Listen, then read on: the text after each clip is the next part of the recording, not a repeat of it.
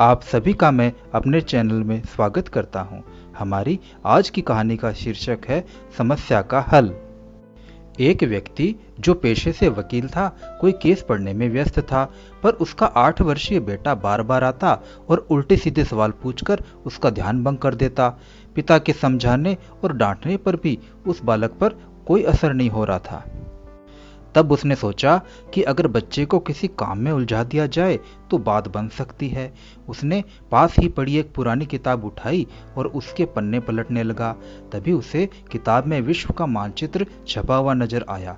उसने उस पेज को फाड़ा और बच्चे को बुलाया और बोला, देखो ये वर्ल्ड मैप है।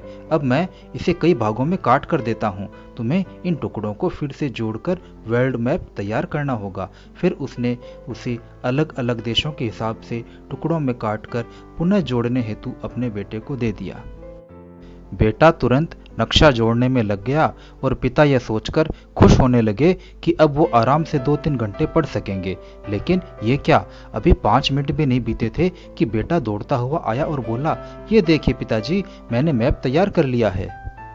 पिता ने आश्चर्य से देखा। मैप बिल्कुल सही था। पिता बोले, तुमने इतनी जल्दी मैप कैसे जोड़ लिया? ये तो बहुत मुश्किल काम था। पुत्र ने उत्तर दिया, कहाँ पिताजी, ये तो बिल्कुल आसान था।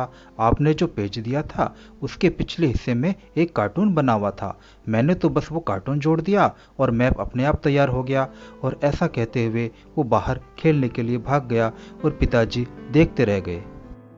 साथियों, कई बार हमारे जीवन में भी ऐसी समस्या आती है जो सामने से देखने पर बहुत बड़ी व भारी भरकम लगती है, मानो उससे पार पाना असंभव हो। लेकिन जब हम उसका दूसरा पहलू देखते हैं तो वही समस्या आसान बन जाती है। इसलिए जब कभी आपके सामने कोई समस्या आए तो उसे सिर्फ एक नज़रिए से देखने के बजाय अलग अलग दृष्टिकोण से देखिए। क्या पता वो भी बिल्कुल आसान बन जाए।